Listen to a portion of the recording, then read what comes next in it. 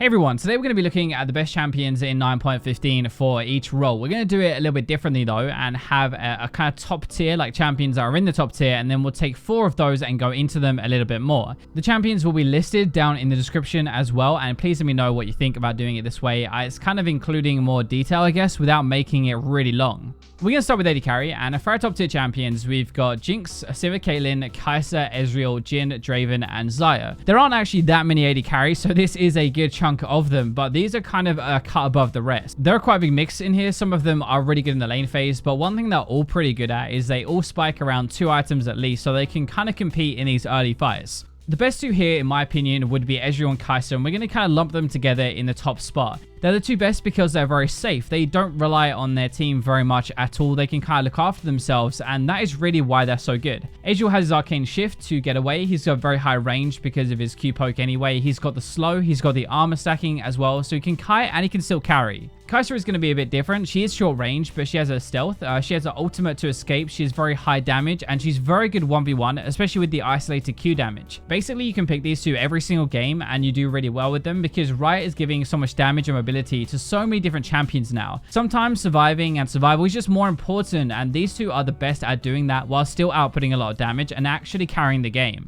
Moving on to our second spot, Jinx is a bit different because she isn't as safe, but she has high damage, and especially earlier into the game. Unfortunately, you don't have stealth, you don't have arcane shift either, but just a 1 item, your Infinity Edge, it gives you huge AoE crits and big chunks of damage from very far away because it is quite high range, like higher than a lot of other ADs. Once you get a reset as well in a team fight, it becomes like insane. You're better than any other AD at that single point because it's going to give you more kills, make it very easy to get more as well, and further ahead in the actual game. Like, you don't have to learn to kite or anything once you get that reset.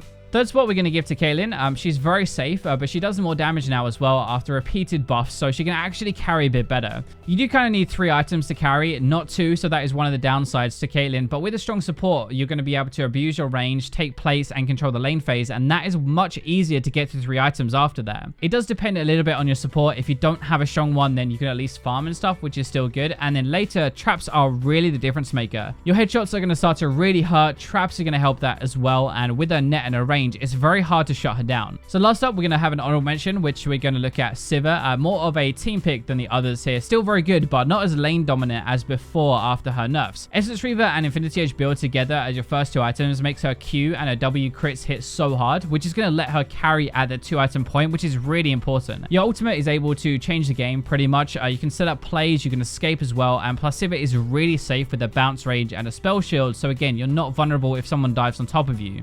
Next up, we're going to move into our mid lane picks. And so for our top tier, we're going to have Zed, Ahri, Akali, Yasuo, Katarina, Fizz, Talon, and Corki. You notice that most of these are assassins, and that is just kind of the meta that we're in at the moment. Kind of outplaying, win your lane phase, and then roam around the map. I think the best at doing that is still going to be Zed, so he's number 1. He can get ahead and then run away with the game, probably better than most others can. I think he's one of the most versatile assassins because he has a lot of mobility, but when you hit that point where you can kill somebody without ult, that is when it really changes. Assassins are normally so reliant on their cooldowns to kill somebody. When you reach the point where you don't need your cooldowns to kill someone, that is when you can start killing like 2 or 3 people in a team fight instead of just the 1. Whether you split push or whether you catch people late game, you have more options now ever since those changes a while ago, and it's actually made him better like mid to late game. Next up, we're going to look at Corki, who's a bit boring, but just ultra safe. He's very hard to punish or to mess up with, and that is why he's used in pro play all the time. So he does better the higher you are at the moment, and that's pretty good because if you use him and you do climb, he's not going to become like redundant or anything like that. And that's mainly because his lane phase isn't the strongest, but he spikes around the items so well. So if you play lane phase well, if you have a good lane phase, and if you farm well and stuff, you get the items a bit quicker basically. You also have to base at good times. You have to use your packages to roam around the map, and that should be a free kill really whenever it's up. Our third spot is going to go to Akali today, slowly coming back after our major changes in 9.14 where they removed her true stealth and they changed the damage on her E around a bunch. There are other stuff as well, like her ultimate cooldown is a bit higher, but now she is really strong again and she can absolutely demolish in 1v1s, or if she finds an AD carry, they stand absolutely no chance. You can opt for an earlier death cap to carry a bit harder, we're seeing that a lot more, but her real strength is like mobility and outplaying with her kit. That is what separates her from everybody else. Fizz is also one of the better assassins right now. He's our honorable mention today. If he gets ahead, he can can steamroll harder than others and much easier than others. He's also extremely slippery for an assassin, not as easy to focus and just kill them quickly like with somebody else. With Zed, for example, you can lock them down with crowd control and kind of kill him, but with Fizz, you can't really do that. I said he was easier earlier, and all I meant by that was you really just have to hit your ultimate and you basically one-shot somebody. You're also more durable with the new passive, blocking damage from all sources, not just basic attacks, and that's made him a lot better as well. So let's go into our jungle. For our top tier, we have Jarvan, Kha'Zix, Vi, Nunu, Kayn, Elise, Hecarim, and Lee Sin. The jungle is actually way more open than any other role. Like, there are a lot of others I could have included here as well. Stuff like Rengar, for example, and Evelyn are also really good. A lot of these junglers do revolve around early ganks or having like a really good late game. It kind of is like one or the other pretty much. Kha'Zix is a lot like that. He was buffed a little bit in 9.15. Surprisingly, it had a really big impact, but it was only 10 extra damage on his Q or 20 for an isolated target. He's played more now though. He's winning more as well, and Kha'Zix is insane once he gets to 2 items, and then he keeps on powering up throughout the game. Like, he is a late game assassin jungler. At that point into the game, when he can one-shot somebody, like, nowhere is going to be safe against a good Kha'Zix. He'll wait in a bush, stealth out, jump on top of you, you'll die, and he's constantly going to look for targets to jump on and delete. Our second spot is our safest and most reliable jungler to play, which is Jarvan. He's kind of the opposite of Kha'Zix, where he's really good early game. Your ganks are so good, amazing at camping a lane like repeatedly once their flash is down, and he has good damage himself, but he can also build like kind of an off tank or damage. The attack speed from his flag is actually super useful for objectives, towers, getting extra assists as well, some more gold in team fights, and then later he can actually engage even if he can't kill somebody.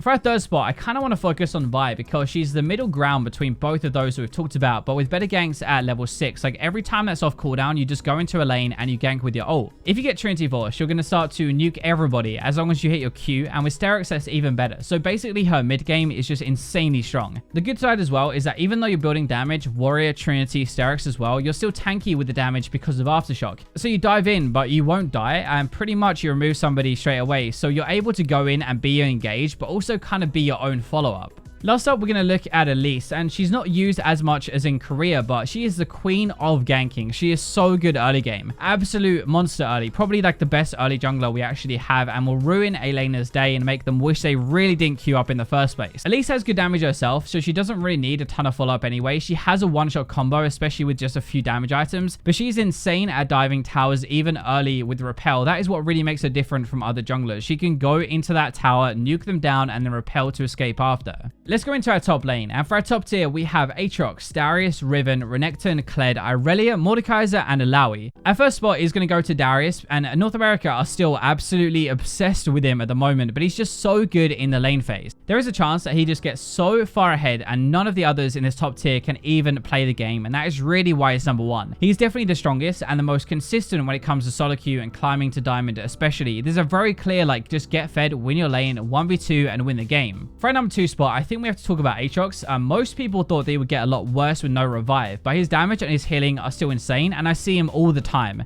The speed on his ultimate actually makes it really hard to cut him, especially with his added mobility. So once he dives into a fight, he's actually really good at shutting an AD carry down or chasing people down in general. I don't think he's that good until Death's Dance, but then he takes off, and especially after Sterix as well, he'll be an absolute monster. It's very hard to kill him, but his damage is so high.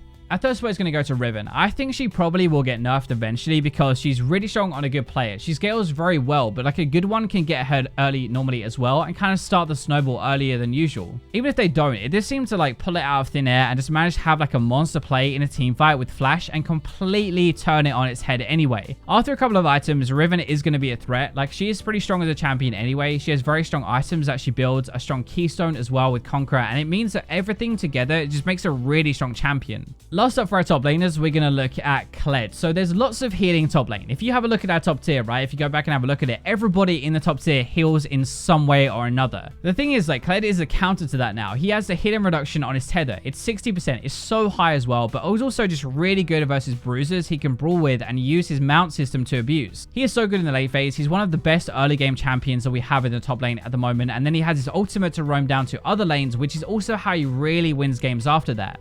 Last up, we're going to look at our supports today. So for our top tier, we're going to have Thresh, Pyke, Janna, Soraka, Yuumi, Nami, Rakan, and Nautilus. There are a couple in there that maybe you didn't expect, but in general, most of them are going to be kill lanes, or they're going to be ways to protect against those kill lanes instead. And number 1 is one of the aggressive ones. So Pyke has the potential to carry the game more than any other support in my opinion. You can win the lane phase and then keep doing work in team fights with the reset. It isn't quite the same, but it's almost like the enemy team having 500 less health per person. You only need to get them to that execute threshold and then they're going to be removed from the fight. We all know Pyke is hyper aggressive and can set up a lot of plays and is really dangerous in the lane phase, but the extra gold he now gets as well from his ultimate change makes it worse to die to him in the first place, and he ends up growing a huge lead. Janna is actually one of the few who can beat Pyke right now, so she's going to come in at number 2. She can disengage, shield, and heal a lot of the damage he puts out and kind of block him. She can also poke with her W max in lane phase, which I think is much better than maxing her E. It gives you way more threat. It's very hard to play against, and if the enemy support doesn't fight you back, you end up bullying the AD carry for free, and there's not really much they can do to stop it. The lane phase isn't really like her strong suit anyway. Her team fighting is so much better now that she can reduce her shield's cooldown with the slow or the knockups in her kit. It makes it much more difficult to kill anybody on her team at the start of fights, and that is really what makes Janna so good.